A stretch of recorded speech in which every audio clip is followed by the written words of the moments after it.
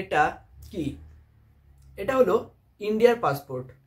আর এটার মধ্যে এটা কি লাগানো? এটা হলো জাপানের ভিসা। 3 বছরের জাপানের ভিসা একবারে। তো এইটার দাম কত? এই যে আমার হাতে যে পাসপোর্টটা রয়েছে, একটা কাগজের টুকরো, এই জিনিসটার দাম কত? তো আমি যদি বলি এই জিনিসটার দাম কত, তো বিভিন্ন মানুষের কাছে বিভিন্ন রকম। যারা সাধারণ মানুষ, নর্মালি যারা নর্মাল বাড়িতে আছে, বসে আছে, নর্মাল কাম ধাম করছে, ব্যবসা করছে, তাদের কাছে এইটার দাম তেমন একটা কিছু না। কিন্তু যারা এই লাইনে আছে আমাদের ভারত থেকে অথবা বাংলাদেশ থেকে, যে স্টুডেন্টগুলো প্রতিদিন ভিএফএস এর সামনে গিয়ে দাঁড়াচ্ছে বা ভিএফএস এর ফোনের জন্য অপেক্ষা করছে, তাদের জন্য কিন্তু এটা কয়েকশো কোটি টাকা দাম। এটা তাদের কাছে এটা অনেক দাম, মানে অমূল্য রতন, একটা জাপানের স্ট্যাম্প। আমি যদি বলি আমার কাছে এটার দাম কি, এটা আমার 2.5 বছরের কষ্টের ফল, আমার বাবা মার সারা জীবনের কষ্টের ফল, আমার মাস্টারের অক্লান্ত পরিশ্রমের ফল। মানে যে আমার পুরো ভিসার যে প্রসেস করেছে, আমি কিন্তু 2 বার স্টুডেন্ট ভিসা রিজেক্ট হয়েছে আমার, তারপরে গিয়ে আমার জব ভিসা আমি অ্যাপ্লাই করেছি। এবং এই জিনিসটার জন্য আমি আমার মাস্টারকে, মানে তার জন্য আমার কিছু বলার নেই, মানে সে যে আমার কাছে কতটা দামি, আমার স্যার, আমার কিছু বলার নেই। এই জিনিসটার দাম অনেক আমার কাছে। আমার বাবা মার সারা জীবনের মানে ইনকাম করা যে টাকা ছিল, সেটা তারা আমার পেছনে ঢালার পরে কিন্তু আমি আজ জাপানে। যারা স্টুডেন্ট ভিসার জন্য অ্যাপ্লাই করে তারা জানে যে ব্যাংকের স্টেটমেন্ট কতটা দরকারি, সেটাকে মেনটেন করা কতটা দরকারি।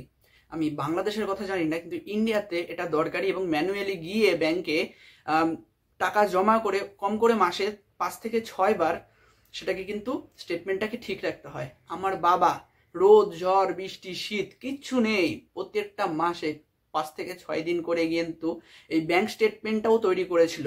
কিন্তু সেখানে আমার ভিসা ক্যান্সেল হয়ে গেছে 2 বার। তো আমার বাবা যে কষ্টটা করেছে এটা তার ফল। আমার মা সারা জীবন বালাপোর সেলাই করেছে, সেইখান থেকে টাকা এসছে, আজকে এটা তার ফল। আমি 2.5 বছর অক্লান্ত পরিশ্রম করেছি, পড়াশোনা করেছি, এটা তার ফল। আমার মাস্টার যতবার অ্যাপ্লাই করেছে, ব্যর্থতা হওয়া সত্ত্বেও আবার অ্যাপ্লাই করেছে, এবং আজ আমি জাপানে, এটা তার ফল। 2 বছর ধরে আমার বান্ধবীর আমাকে মানসিকভাবে স্টেবল রাখার ফল কিন্তু এটা। এই জিনিসটার দাম অনেক।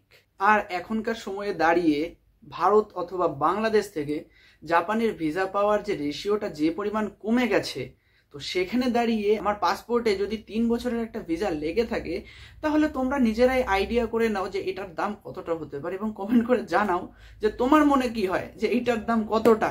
আমি আবার বলছি, বিভিন্ন মানুষের কাছে কিন্তু এটার দাম বিভিন্ন রকম। যারা এই লাইনে নেই তারা কিন্তু বুঝবে না, কিন্তু যারা এই লাইনে লেগে আছে এবং অনেক দিন ধরে লেগে আছে, হয়তো 2 একবার রিজেক্টও খেয়েছে, তো তাদের কাছে এটার দাম কতটা হতে পারে একবার কিন্তু অবশ্যই জানাবে কমেন্ট করে। যারা রোদের মধ্যে দাঁড়িয়ে আছে ভিএফএস এর সামনে, যারা পরীক্ষা দিতে যাচ্ছে, যারা বছরের পর বছর মাসের পর মাস অপেক্ষা করে আছে কবে সেই দিনটা আসবে যেই দিন এই জিনিসটা তাদেরকে দেওয়া হবে, এই একটা পাসপোর্ট এবং তার মধ্যে এই যে লাগানো যে ভিসা, এই ভিসাটা তাদেরকে দেওয়া হবে। তো এক একজন মানুষের কাছে কিন্তু এটার দাম এক এক রকম। আমার কাছে এই জিনিসটার দাম কয়েকশো কোটি টাকার থেকেও বেশি। তো একটা কথাই আমি সবাইকে বলবো, চেষ্টা করে যাও, ফল তোমরা সবাই কিন্তু অবশ্যই একদিন পাবে।